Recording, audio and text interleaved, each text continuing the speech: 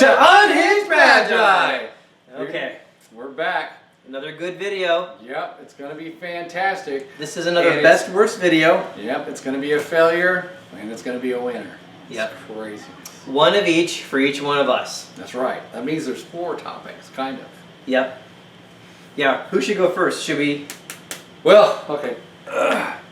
Okay. Rock, paper. Wait, sorry. Hold on. Ready? Ready? Again. Rock, paper, scissors, shoot. You go rock, paper, scissors, Rock, paper, scissors, shoot. Okay. Yeah. What will you do? We'll do that. Rock, paper. I was just going 1, 2, 3. Nah. Rock, paper, scissors, shoot. Smash. You win. Okay, there we go. That's it. So, I only do it once. does me winning me, I go first?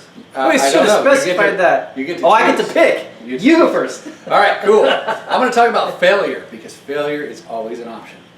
It's fantastic. You just failed. Yes, yes. I always fail. Sometimes. Sometimes I win, but sometimes I lose. And I had the best deck. And I know I've talked about this before, but since we're talking about my failures, that one really just sticks out because I usually forget stuff. Plain and simple. I usually forget stuff. And this always stuck with me. The 3/3 Hill Giant deck from my cousin. So I had the best tournament deck ever. And it's control your creatures, my tutor, counterspell your stuff. I had answers for pretty much everything. Except for 3/3s. Except for a deck of nothing but 3/3s. It was absurd that I was losing to this deck. And I could beat all his other ones. And he even put out he had a new Chronotog deck. I had never even seen Chronotog before. And I bolted that off the table. Not a problem, not even an issue. I'm just saying, he put it out there. I was like, what are you using that for? Now what's funny is this particular person that played that 3/3 deck, he actually replied in the last video when we talked about it. He did, and I thought that was fantastic. That means he's a subscriber watching the show. That is very cool. It is really cool. But he crushed me with that deck, and it sticks to me this day. Maybe you'll have to put a deck list out there or something like that so people can see the crushing 3/3 for 4 deck. Okay, you know what to do. You need to write your list. It's nothing but hill giants and freaking trampling stuff. the War elephant and stuff like that. Yeah. And it was just like, okay, another 3/3. Okay, hill giant, hill giant, hill giant, war mammoth. I mean, it was ridiculous. I couldn't believe I was losing to this. Okay, so I could probably go next because we've already spoken about that one in the previous videos. Yes, mine was easier. So my worst fail, I'll go through that first. I was playing in a vintage tournament that was in Kaiser, Oregon. Okay. Now this is when I was living in Portland, Hillsboro area, and I was working for Intel. And I had already developed my Gift Slaver build, but this is before they restricted Brain Geyser. So I was extremely happy with this deck, and I swear it was tier 1. It was definitely rock solid, and not a lot of people in the meta were playing that because Control Slaver had already been out, and people felt like Control Slaver was already kind of like, oh, we know how to answer that deck, and so nobody was playing it. It was already kind of meted out, and then people at that time.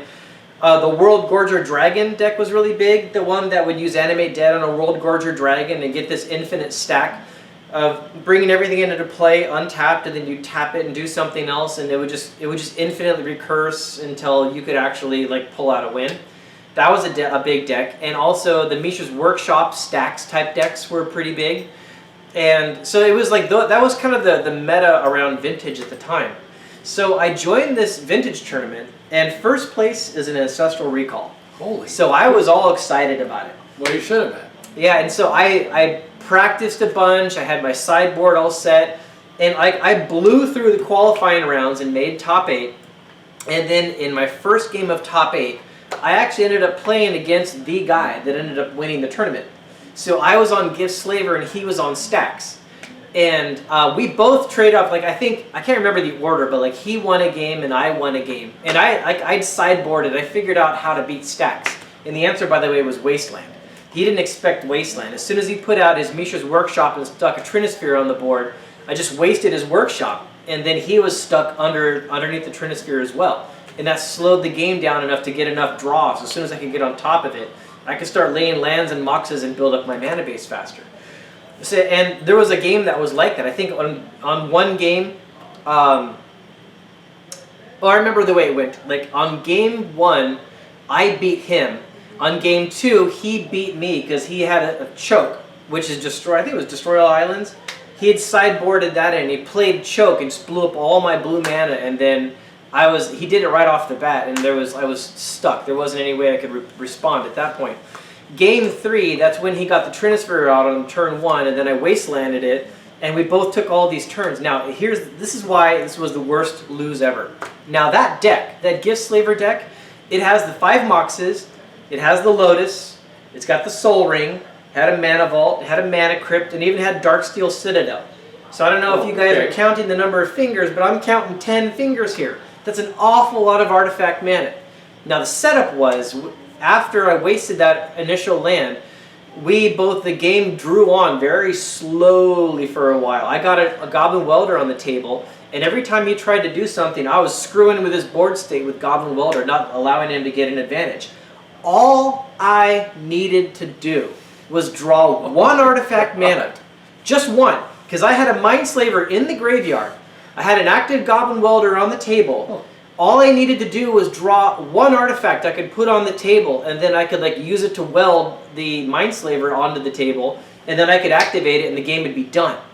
I went through, I think, the top 32, 34 cards in my deck, and I could not draw a single artifact mana. And I was it was killing me because I was doing Thirst and I was drawing stuff, and I couldn't get, not only that, but I couldn't hit a Demonic Tutor. Yeah. I couldn't hit a Mystical Tutor. I couldn't hit a Gifts. So all these cards, so the 10 artifact mana, and then the other ones that would allow me to search, I couldn't find any of them. And so he eventually was able to squeak out from underneath, and then the game started running away. And then when I finally drew my first artifact-based mana, he was already set. He would already set up his board state, and then the game ran away. Now that guy was done for. And as it turns out, the other decks that made it into top 8, I had totally metagamed against him. I was ready for that. I think my odds were extremely good to win that tournament and take home an Ancestral Recall. And so, of course, losing a game is no big deal, but and getting a little unlucky is one thing, but that was so unlucky, not drawing a single artifact mana. And even to this day, it still irritates me that I couldn't find a single one in over half of my deck. And ended up missing out on an Ancestral Recall because of it. Yeah, I can see how that would actually stick with you, because the odds were with you. They were the guy knew he was done too. He knew exactly what the board state was. He saw the Mindslaver in my graveyard. I had the active Welder. He nearly scooped because he figured at any second he was about to lose, and then I just never drew it. Wow. Okay, that was my worst loss. Most painful loss. So, all right. Best win. Best win. Okay. So, let me pull up my notes. So the interesting thing here is that OB is he's going to go to a non-Magic the Gathering win for best win. Yes, but I gotta yes, agree. I am. We talked about it, and after he told me the story, I was like, dude, that's too good. You've got to talk about that. All right. So, July 3rd, 2014, event number 64. It's Pot Limit Omaha, $10,000 buy-in. Yes. Yeah, I would have been done right there. I would have been like, I want to play. Aww. Well, I want to play. I like Pot Limit Omaha. It is a fun game. There's a lot of action. You can go in. You can have a great time. I actually did really, really well. I came in 15th place and got $44,910. So, and the entries was 418 entries, and I came in 15th. That's a pretty big field. That is a pretty big field, especially for 10K. I love Omaha, and I've had other caches. We're going to put it up on the board, and that kind of stuff. And I do still play poker. I just don't play as much as I used to. I play mostly cash games. So you might want to describe Omaha quickly for anyone who doesn't know it. Omaha, if you're okay, so Omaha, you get 4 cards, right? All right, you can only play 2 and 3 on the board. So any 3. So you got the flop, the river, and the turn, just like in Hold'em. But you play 3 cards and 2 in your hand. So that gives you a whole bunch of different outs. So you can actually end up thinking that, oh man, I've got 2 aces. Well, 2 aces sucks. Yeah, the hand quality just goes saying. up in Omaha. Yeah, you can. Most of the time, you're hitting flushes, straights, and that kind of thing, and actually to take down the pots. And then those are kind of small. It's very rare that even 2 pair is the top hand. Mm-hmm. Okay, so and in Omaha, I find that bluffing is terrible. All right, and so people in the tournaments, well, sometimes they don't really understand what they're doing and try to bluff the pot. And you can usually tell when they're bluffing the pot because they have the twitch in their hand, because they'll sometimes grab it and think about it and then throw it out there. Then you pretty much know that they're trying to do what they usually do in Hold'em, but they're doing it in Omaha and then realize they screwed up. And so you catch those hiccups and you can usually just take their stuff, which is really fantastic. So you watch the body language a lot. Oh yeah, I'm a big fan of body language. And you were on your game that time. I was on my game on that time. Towards the end, on day 2, I was dying really in the end game. I was very low chip stacked, so I had very low to even get to the next day. So it was the very last hand, and so I only had 4 big blinds left, and I wanted to at least take this one down so I could have chips for the next day. So I did actually shove at the last one, and I don't normally recommend it. I had pocket 10s with a 9, 10 and 9 suited, and a 10 and 8 suited. So possible straight. Possible straights, but it's still too close together. That's really bad. You had 2 10s, but my 10s literally held, which was just unbelievable because. So a pair of 10s won that pot? Oh my gosh. In Omaha, that's crazy. That is crazy. Yeah. And I made it to, because I was just like, you know what, I'm not going to be, I don't have enough chips to even go very far, and I don't really want to scoop the, but then I won that, and then I started coming back on the next day, and then before I knew it, there was only like 3 tables, and I was like, oh my God, this is so cool. They had the cameras going and all that kind of stuff. But you can actually see, they've actually taken my pictures and that kind of stuff on there, and you can actually look up my name.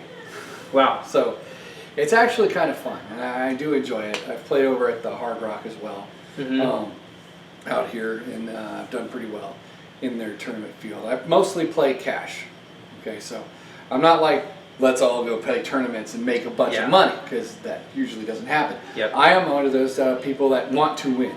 Okay, so I have bubbled quite a few times. So, but getting that deep into the tournament and feeling the fatigue of the tournament, oh my gosh, it is like you're living the dream. As soon as you cross that bubble line, you are living literally the dream. But that one was the best dream because I was playing with the best of the best at that point. You've cut off the entire top. Was Daniel Negreanu there? Daniel Negreanu was already gone, I believe. Oh wow! Yeah, you've lasted longer than Daniel. I've lasted longer than Daniel in many tournaments. Oh. But that's because he goes he's kind of a bubbler too. He either's gonna really go deep or that's it. So he plays it hard to win. Okay, let me tell you one story about Daniel Negreanu real fast. Okay, so I was sitting next to him at a game, right? And we're at it's not a cash game, it's just a tournament. Anybody can randomly sit next to Daniel Negreanu, I'm just saying. But he was sitting there. And if you fold, and it's his turn, and he will pull up, he used to, I don't know if he still does it, but he pulls it up, his cards, specifically so you can share in his enjoyment of his cards. I think that's what he's doing, because he pulls them up really high. Well, that guy does nothing haphazardly. I think he's intentional about everything. He plays some crappy cards, but he wins the hands. Yeah, that's got to be part of his strategy then. The guy even has a master class. Oh yeah. I mean, he's one of the better players. Yeah. I mean, I would say he's like the best player. That's my personal opinion. Wow. Because he doesn't play the cards necessarily; he plays the person. Yeah. That's the However, game I have knocked him off of one tournament, but then again, he's actually knocked me off of 3. So. Wow, that's cool. I've never even played a game against the guy. That's cool. But no, I mean, I used to play tournaments quite a bit. Wow. Well, I didn't have kids yet, so it was a little more easy to do. Yeah. Well, that is a cool story. That is for sure an exciting story. I see why that's your top. When you mentioned that, I was like, okay, you got to talk about that. Magic or not, you got to talk about that. But it's pretty cool. I love poker. I love Hold'em. I love playing cards. It is fun.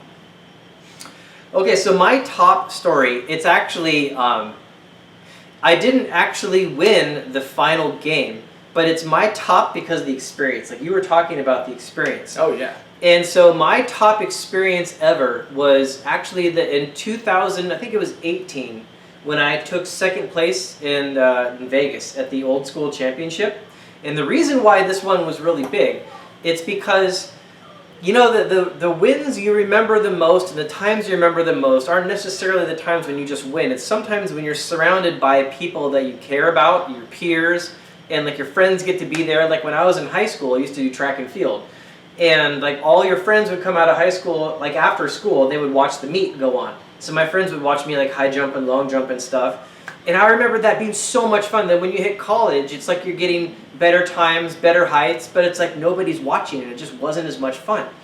And so anyways, in GP Vegas in 2018, I was with like you and Rudy and Daniel Chang and was Tavis there? No. Chris Wilson was there. Wilson was there. And there was all these people that were there. So all my friends were all there. And I played in the Old School tournament. And so the game that is like the best game, it was actually in the semifinals. I think in the first bit of the top 8, I played, I think his name was Christian Reinhardt, if I can remember right. And then that was a very close win. Those were good games against him. And then the next person I played was a guy named Kyle Souza, very nice guy. And unfortunately for Kyle, just my deck decided to just shine the sunlight on me. He really didn't have a chance. It didn't matter what he was playing. It was just one of those games where you draw like all the artifact mana and you draw like power to refill your hand and you just unload on the other guy. And it just happened. And Kyle just got completely stormed over. And he was a good sport about it. We joked back and forth. And so that game was a lot of fun. But winning that game then allowed me to go to the finals. And then I got to play for first or second place with my friend Jason Murray. And I wish so much I had that game on, or that entire match on video. And Daniel Chang actually he'd hired a cameraman. Sam Tang was running around filming the whole time. He was. And I thought he was actually filming the match, but what he was doing was just getting B-roll, I guess. You know, just little pictures here and there. There wasn't like a consistent video of the last game of the finals of GP Vegas. And I'm so sore about that, because it was my most exciting match of all time. So in that game, Jason won one, I won the other, and then in our third game, I was on Rug Crazies still. That whole thing was Rug Crazies, and I got him down to like 4 life. The aggression was heavy, but he had a Library of Alexandria he had pulled, and we were Eternal Central format, so I had the strip mines in my deck, but I couldn't find a strip mine. And he was drawing 2 cards a turn off that library, and then he found an Ivory Tower, and he got an Ivory Tower out. Ooh. And I got him down to 4 life, and then he got up to like 15, and I knocked him down to like 6 again. And then it just got out. Then he took control of the board state, and next thing you know, he's at 70 life or something. But so what that really came down to is I could not find a strip mine to get that library off the table. And he was just barely able to stay in the game, and then he just ran away with it. But the thing that was so cool about it is, like, I really like Jason Murray. We've played for years. Back in Chico, he used to kind of represent like Yuba City kind of area for Magic players. And he would come to Chico with his friends, and I would kind of like represent Chico, right? And then we would kind of go at each other. This is like way back in the day, like in 1996, 97. And so then to come to Vegas and see that same guy I used to play against all the time, and the two of us are butting heads for first and second. Think it's hilarious. It was crazy epic how that kind of life circle went all the way around. And so at a certain point on game 3, like I totally knew he had it, but I was not going to scoop because Jason's a good friend. He deserved that win. And I wanted him to have the best moment he possibly could. So we went ahead and played the whole game out, but it's like all the tension had drained, and it was actually really funny because like the two of us, like it's this big old school tournament. There's a trophy sitting there. There's 4 judges around us, and we were just joking back and forth, And like if he would kill a creature, I'd grab it and throw it in the air off the board, and the judges would be like, "You can't do that." And they were getting all upset. And Jason and I were just like, we were just like totally loose and joking, and the judges didn't know how to handle us. See, that would have been a great film on Wizards of the Coast website. Totally. You know, they should have filmed that. Absolutely. See, that's one of the things I don't like about the conventions. They don't film the good stuff. Absolutely, yeah. They just, hey, I remember that year they actually had announcers and that kind of stuff and things being broadcast. They totally could have broadcast But it. what the hell? I mean, two very seasoned players playing decks worth like around $100,000 each in like, you know, a championship match. I mean, oh my gosh, that would have been amazing. But then even after the game, then the next thing, and you were there for this piece. So Jason let me for the night, you know, he won, but he let me like borrow the trophy for the night just to kind of enjoy the moment. Exactly. And so I actually, I went and I met all like you and Rudy and Daniel Chang and Chris Wilson and all the rest of the crew were all like at this place like eating dinner. And I got to kind of walk in and then everybody cheered and I got to put the trophy down and tell the story and stuff. And just the whole night was just epic. It was a huge night for me. So even though I lost that actual final game, I still, in my mind, that's the greatest win feeling I ever had. And that, I guess that fantastic. win was against Kyle Souza, I guess, because that was the last guy I beat. Yeah. That put me in that position. But yeah, that was it. For sure, that was my best event. That was impressive, though, to see you actually get all the way there. That was awesome. That was fun. That was for sure fun. I definitely practiced a lot for that. I sideboarded, metagamed, goldfished, played a lot of games. I knew that meta. I knew what I was expecting going in there, and I definitely planned for it. That was amazing. I was glad to be there for it. So yeah, that's it. That's our most epic fails and our most epic wins. Booyah skadoosh. I'd like to hear what you guys had for some epic wins and epic fails. Maybe there's some really neat stories. So yeah, list them below if you've actually got them. All right. Do it now. Bye, everybody. What are you waiting for? Just start typing. All right, bye.